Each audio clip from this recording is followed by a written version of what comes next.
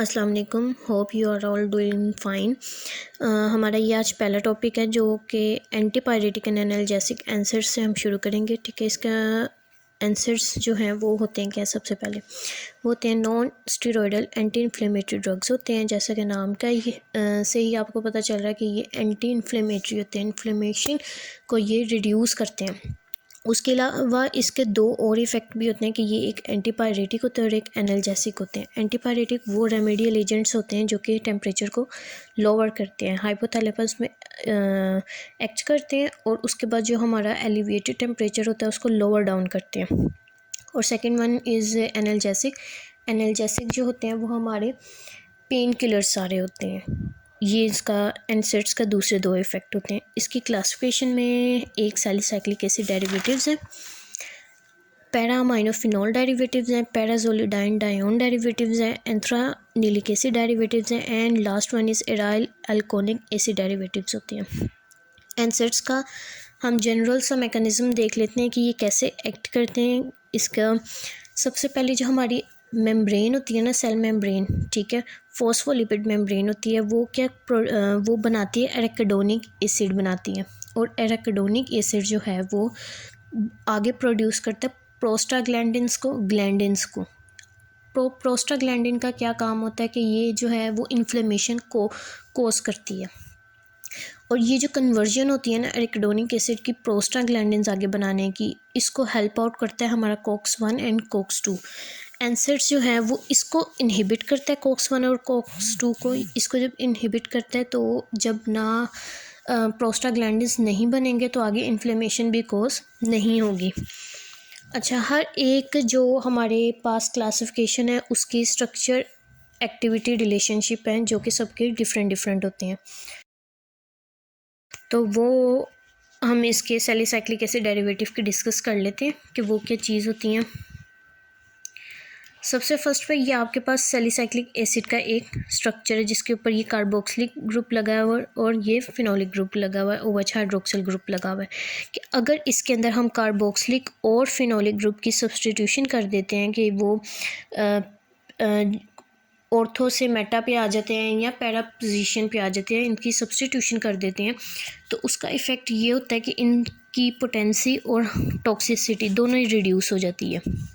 Potency और toxicity दोनों ही effect होती हैं। उसके बाद अगर हम ये कार्बोक्सिलिक ग्रुप को एमाइड ग्रुप के साथ सब्सटीट्यूशन करेंगे तब भी इसकी जो है वो एनाल्जेसिक प्रॉपर्टी के ऊपर कोई भी इफ़ेक्ट नहीं पड़ेगा, बट इसकी जो एंटी इन्फ्लेमेटरी प्रॉपर्टी होती है वो ख़त्म हो जाती है।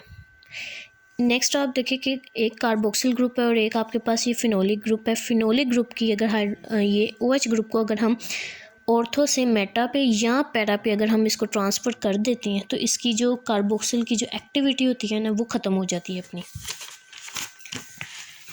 उसके बाद नेक्स्ट पे आ जाता है कि ये आपके पास सैलिसाइक्लिक एसिड है। अगर इसके अंदर अगर हम एक हेलोजन एटम का जो है वो इंट्रोड्यूस करवा देते हैं हेलोजन एटम को, तो इसकी पोटेंसी और टॉक्सिसिटी एनहांस हो जाती है, बढ़ जाती है। नेक्स्ट पे अगर ये देखें, ये 1 2 3 4 5 पोजीशंस पे अगर हम एक रिंग अटैच कर देते हैं, ये जो हमारे पास रिंग अटैच है, इससे हमारी एंटी इन्फ्लेमेटरी एक्टिविटी इंक्रीज़ हो जाती है, बढ़ जाती है। ये थी स्ट्रक्चर एक्टिविटी रिलेशनशिप। अब इसका फर्स्ट ड्रग है एस्पिरिन। एस्पिरिन को हम देख लेते हैं कि ये कैसे बनती है। एस्पिरिन की सबसे पहले जो सिंथेसिस होती है वो एक रिएक्शन है जिसका नाम है एसिटाइलेशन रिएक्शन होता है इसके अंदर, जिसके अंदर से हमारे पास सबसे पहले सैलिसाइक्लिक एसिड है,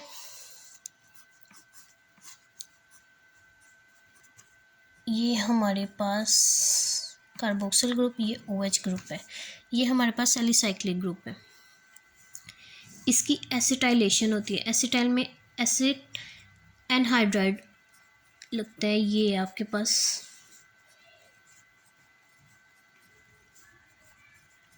एसिड एनहाइड्राइड है। ये यहाँ से ये इस तरह कंपाउंड ये टूटता है, ठीक है, और इसकी जगह H की जगह ये अटैच हो जाता है।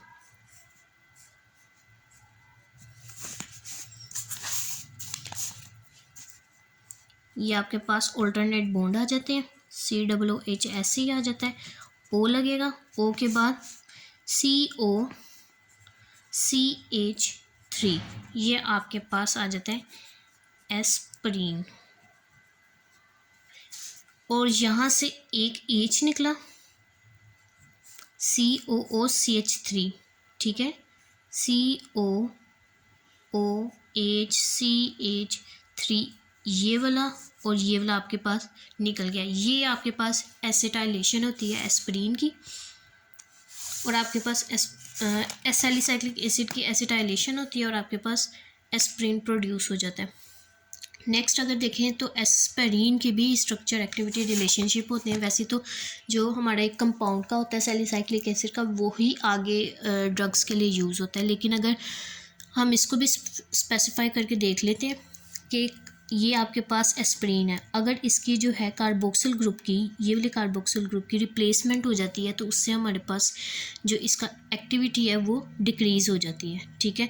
Substitution of ring decrease activity, ring की सब्सटीट्यूशन हो जाए तो तब भी एक्टिविटी, ये वाले रिंग की जो यहाँ पे ये लगा था, अगर इसकी भी सब्सटीट्यूशन कहीं पे हो जाती है तो तब भी हमारे पास एक्टिविटी डिक्रीज़ हो जाती है। साइड इफ़ेक्ट, जो जितने भी एस्प्रीन के साइड इफ़ेक्ट्स आते हैं जो कि GIT से रिलेटेड होते हैं, खासकर अल्सर वगैरह, वो सारे ही कार्बोक्सिल एसिड ग्रुप की वजह से प्रोड्यूस होते हैं। या आपके पास कुछ हेलोजिन का भी मैंने पहले ही बताया कि अगर हेलोजिन एटम का हम इंट्रोड्यूस करवाते हैं तो उससे पोटेंसी और टॉक्सिसिटी दोनों ही इंक्रीज़ होती हैं। अब इसकी एप्लीकेशन है, कुछ एप्लीकेशन ये माइनर एक्स के लिए, माइल्ड टू मॉडरेट पेन के लिए यूज़ की जाती है, अर्थराइटिस के लिए यूज़ की जाती है, ट्रांसिट इस्चेमिक अटैक के लिए ये यूज़ की जाती है।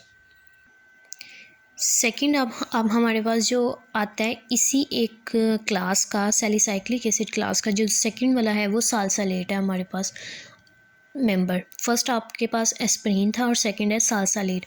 साल्सालेट अब कैसे होता है, इसके अंदर ईस्टरिफिकेशन एक प्रोसेस होता है जिसकी वजह से हमारे पास साल्सालेट, एक ईस्टरिफिकेशन प्रोसेस होता है, वो followed by the debenzylation of the compound and salsalate is then produce. हम इसको देख लेते हैं कि ये कैसे बनाया जाता है। सबसे पहले आपके पास बेंजाइल सैलिसाइलेट एक कंपाउंड होता है, ये आपके पास एक ऑल्टरनेट रिंग का बेंजीन, C डबल बॉन्ड, यहाँ पे आपका OH ग्रुप होता है, इसके साथ आपके पास एक और बेंजीन रिंग अटैच होता है। This is your benzyl salicylate, benzyl salicylate. इसने अटैच होना है बेंजाइल ऑक्सीबेंजोइल क्लोराइड के साथ। ये आपके पास COCl, यहाँ पे O एक ग्रुप अटैच है, यहाँ पे एक और बेंजीन रिंग अटैच है। ये आपके पास आ गया बेंजाइल ऑक्सीबेंजोइल क्लोराइड। जब ये दोनों रिंग अटैच होते हैं, इनकी फ्यूजन होती है। फ्यूजन कहाँ से होगी, ये यहाँ से, ये वाला जो कंपाउंड है ये एज इट इज़ आना है एक्सेप्ट हाइड्रोजन।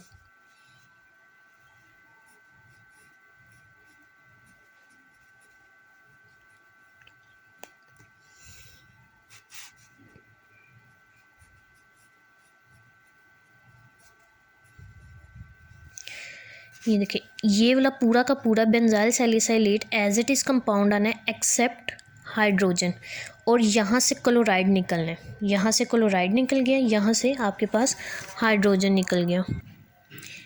ये जो हमारे पास बेंजाइल सैलिसाइलेट है, ये एग्जैक्ट कंपाउंड मैंने यहाँ पे लिखा है, लेकिन मैंने यहाँ से हाइड्रोजन को बाहर निकाला है और यहाँ से क्लोरीन को बाहर निकालेंगे, और ये दोनों की बेंजाइल सैलिसाइलेट बेंजाइल ऑक्सीबेंजोइल क्लोराइड की फ्यूजन होनी है। फ्यूजन कैसे होनी है ये मैंने एग्जैक्ट लिख दी है यहाँ से, ठीक है।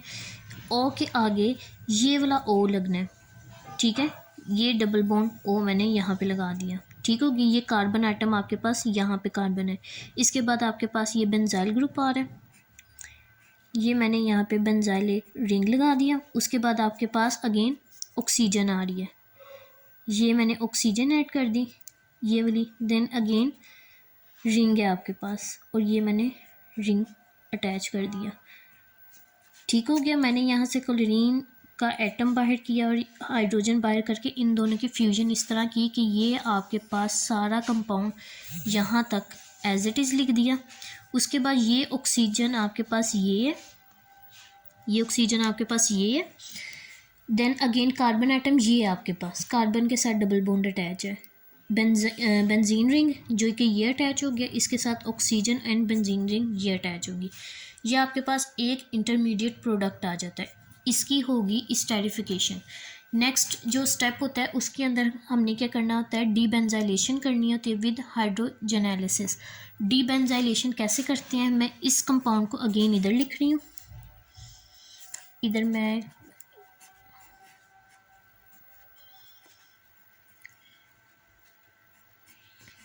ये इंटरमीडिएट कंपाउंड को मैं अगेन इधर ऐड कर रही हूँ।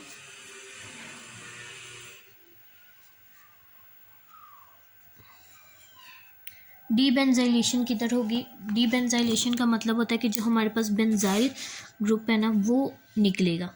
एक ये वाला इसने बाहर जाना है, इसकी जगह हाइड्रोजन ने ऐड होना है, और एक ये लास्ट वाला इसकी जगह हाइड्रोजन ने ऐड हो जाना है। ठीक है, ये आपके पास है डीबेंजाइलेशन।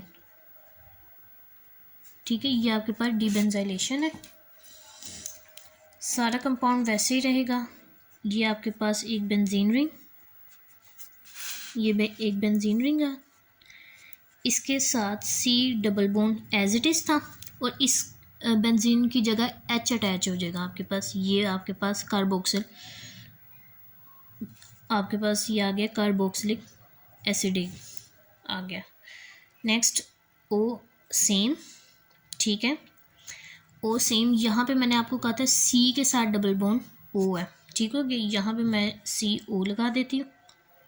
नेक्स्ट आपके पास एक बेंजीन रिंग है, अगेन वो लग गया, उसके साथ ये वाला बेंजीन रिंग लग गया। अब ये ओ है, ये मैं इधर लगा देती ओ, और लास्ट वाले के साथ मैंने फिर कहा था कि ये बेंजीन रिंग निकलेगा और एच अटैच हो जाएगा, तो वो ओ एच आ जाएगा आपके पास। ये आपके पास बन गई साल्सा लेट की फॉर्मेशन होगी। ठीक हो गया, ये सारा प्रोसेस है जो मैंने आपके सामने ये करके दिखाया है। आपके सामने ये पिक्चर है। ठीक है, आप इसका स्क्रीनशॉट भी ये ले सकते हैं ताकि आपको इजी रहे करने में। देन इसके प्रॉपर्टीज़ आ जाते हैं कि ये डायमर ऑफ सैलिसाइक्लिक एसिड होता है, कि डायमर कहते हैं दो मॉलिक्यूल सैलिसाइक्लिक एसिड के जब फ्यूज़ होते हैं तो साल्सालेट बनता है। साल्सालेट जो है वो गैस्ट्रिक जूस में इनसॉल्युबल होता है। ये मैं अब नेक्स्ट कर रही हूँ, साल्सालेट में इनसॉल्युबल होता है। उसके बाद ये आ जाता है कि ये इंटेस्टाइन में डाइजेस्टेबल होता है, हाइड्रोलाइज्ड हो जाता है वहाँ पे। यूजेस इसके ये है कि ये रिलीफ पेन करता है, कंडीशन र्यूमेटिक डिसऑर्डर में रिलीफ पेन है। उसके बाद स्वेलिंग, स्टिफनेस वगैरह जो अर्थराइटिस की वजह से आ जाती है उसको भी रिड्यूस करता है।